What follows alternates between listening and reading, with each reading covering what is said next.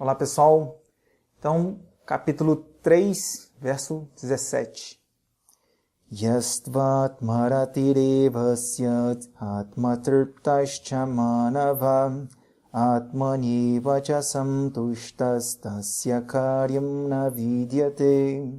Um dos grandes ensinamentos dos Vedas é que você já é aquilo que tem que ser, você já é o completo. E a única diferença, o problema em relação a isso não é uma transformação, porque você já é aquele que tem que ser, aquilo que tem que ser. Você já é o imutável, você já é o atemporal e o pleno.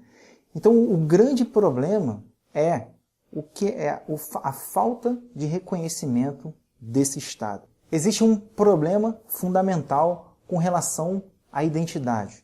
Todas as pessoas têm, em todo mundo, independente de religião, independente de raça, independente de tempo, todas essas pessoas têm dois tipos de questões a serem resolvidas, mas a grande maioria, a grande massa dos seres humanos só se concentra numa das questões, que são as questões triviais, que envolvem ali decisões do dia a dia, com quem eu vou casar, aonde eu vou casar, para onde que eu vou viajar, que carreira eu vou seguir, em qual escola o meu filho vai estudar. E toda a vida dessas pessoas se resume na resolução das questões cotidianas, corriqueiras, e que são são recorrentes na vida das pessoas. Em nome dessas questões, uma outra questão vai sendo deixada de lado, que é a questão uma questão básica que envolve a identidade, o quem sou eu. Enquanto essa questão não é resolvida, enquanto essa questão não se tem a consciência de que existe essa questão e que ela tem que ser resolvida, as pessoas, em nome de tantos desejos, esses desejos são produzidos a partir de uma identidade que é construída com base na experiência entre o sentido e o objeto.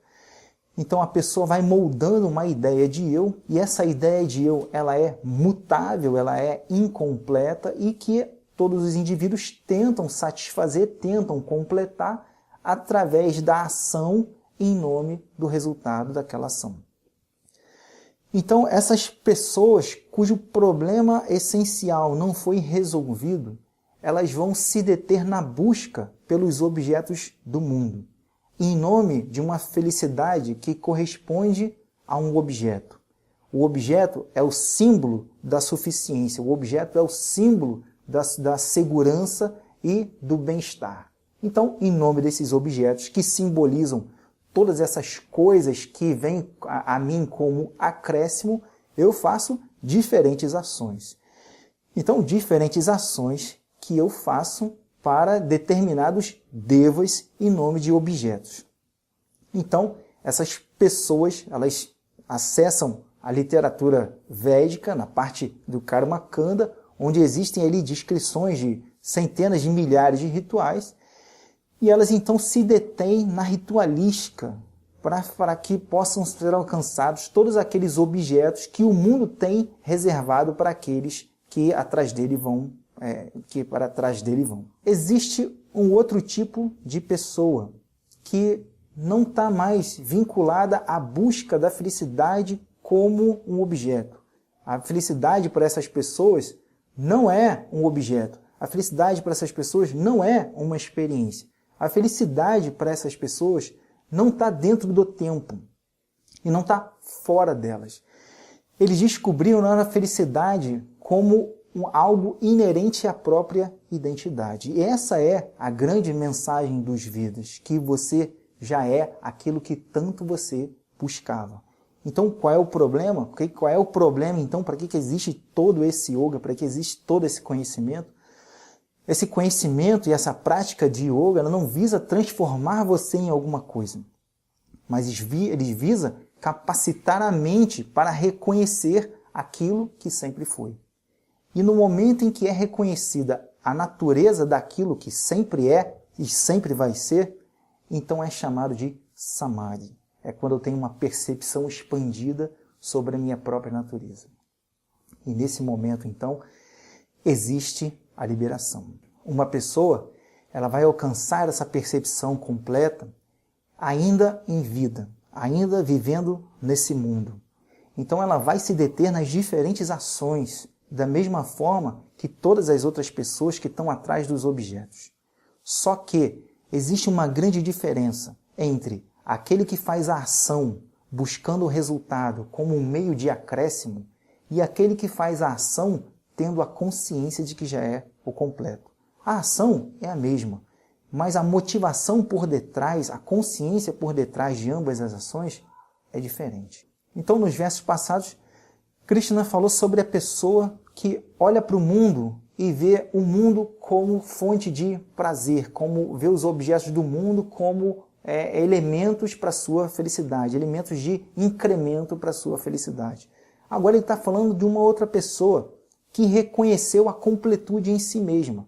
Ele reconhece que a própria identidade já é o completo. Então a sua forma de lidar com as ações é bem diferente. Então Krishna diz, yastvat maratireva syat, mas aquela pessoa que pode ser feliz em si mesma. Essa felicidade em si mesma, ela ocorre a partir do reconhecimento da própria natureza. O indivíduo se vê a parte do mundo.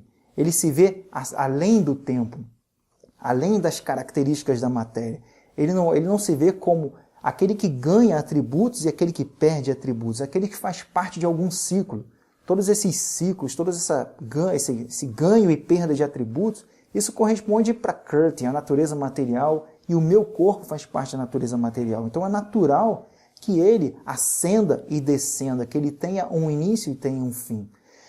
Então ele consegue ver, estabelecer uma diferença que ocorre a partir do conhecimento, do reconhecimento da própria identidade. Então ele consegue, a partir desse reconhecimento, estar satisfeito, estar feliz em si mesmo. Então, yastvat maratireva syat, aquela pessoa que pode estar feliz em si mesma. Então Krishna continua dando as características. Atmatarptaschamanava, essa pessoa que pode estar satisfeita com ela mesma, satisfeita com a própria natureza. Então ela não vai ver mais os objetos do mundo como elementos de necessidade psicológica. Ela vai lidar com os objetos do mundo sem aquele colorido dos ragas e do veshas, do gosto e não gosto. Ela vai lidar com os objetos do mundo com maturidade, com a utilidade que cada objeto tem. Então, por quê? Porque ela está satisfeita nela mesma. Aí, Krishna diz Atmanyeva Cha.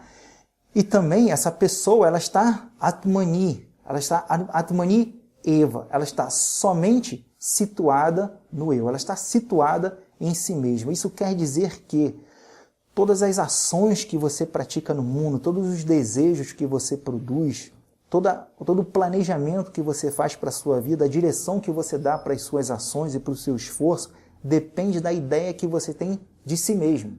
Se você se julga o corpo sendo um elemento mutável, limitado, declinável, que é incompleto, as suas ações vão ser de tal maneira que vão se traduzir numa busca pela completude através do alcance de experiências.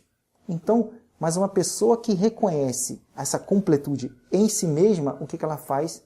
Ela se situa no próprio eu. E o se situa no próprio eu é um reconhecimento que está além do corpo. Ela faz as ações no mundo partindo do princípio de que a sua identidade é imutável, de que a sua identidade é imperecível. Então, a sua forma de lidar com as coisas é totalmente diferente, porque existe ali, então, um pilar que vai nortear as suas ações no mundo. Então, Atmanyeva e Santushta. E essa pessoa, automaticamente, pelo reconhecimento da sua própria natureza, ela está satisfeita em si mesma. Existe uma história de alguns meninos que estavam estudando num Gurukula, numa escola, né?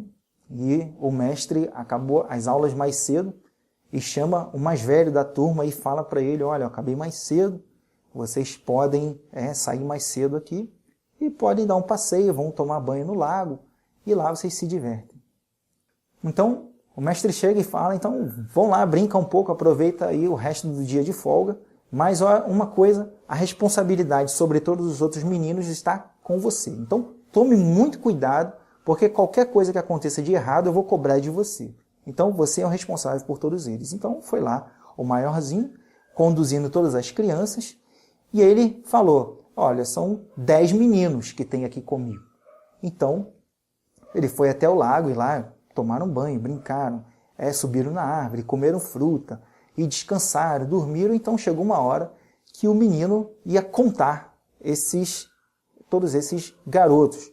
E ele olha, 1, 2, 3, 4, 5, 6, 7, 8, 9, e ele fica, tá faltando um.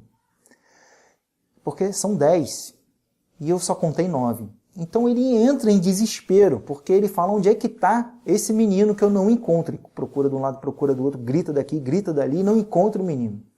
E ele senta numa pedra e começa a chorar. Aí uma pessoa passa, um sábio passa, muito conveniente, um sábio passando por ali, e diz para ele, por que você está chorando? Ele falou, porque eu sou responsável por 10 meninos, e eu perdi um. Eu não estou encontrando um, e eu só tenho 9. Aí o sábio olhou em volta e falou assim, eu vou resolver o seu problema agora. Aí ele, como? Aí ele foi e o sábio começou a contar. 1, 2, 3, 4, 7, 8, 9. Aí quando ele foi apontar o 10º, ele apontou para o próprio menino que estava procurando o 10º. Então ele disse, o 10º menino é você mesmo. Então, naquele momento que o menino estava procurando uma coisa externa a ele estava sofrendo. Ele estava em angústia, porque não estava encontrando. Quando o sábio aponta para ele que toda a busca dele se resumia nele mesmo, que era ele mesmo que ele estava procurando, então, naquele exato momento do reconhecimento do fato, se finda, então, a angústia. Então, essa pessoa que reconhece tudo aquilo que ela quer nela mesma, ela consegue consegue perceber nela mesma toda a completude, toda a felicidade, ela consegue, então, se estabelecer satisfeita perante todos os acontecimentos do mundo, seja de ganho, seja de perda. Ela consegue ter a equanimidade, ela não é mais porque vem, ela não é menos porque vai, ela não é menos porque sai alguma coisa dela, então ela se estabelece com equanimidade. Aí, então, Krishna diz, Tasya karyam na vidyate. Para essa pessoa que ela é feliz em si mesma, que ela é satisfeita em si mesma, que ela é contente em si mesma, que ela é plena em si mesma, então Krishna diz, Tasya karyam na vidyate. Não há para ela karyam. Karyam é particípio futuro passado. Quer dizer, aquilo a ser feito. Não há para essa pessoa nada a ser feito. Por quê? Tudo aquilo que ela fazia, a motivação que impulsionava ela a fazer todos os objetos, ela é satisfeita no momento em que a pessoa reconhece nela mesma todas as características que essencialmente ela estava buscando. Então, para essa pessoa, não há nenhuma ação a ser feita em nome de nada, para nenhum deva, porque a pessoa não tem falta de nada. A completude é carregada com ela em todas as situações.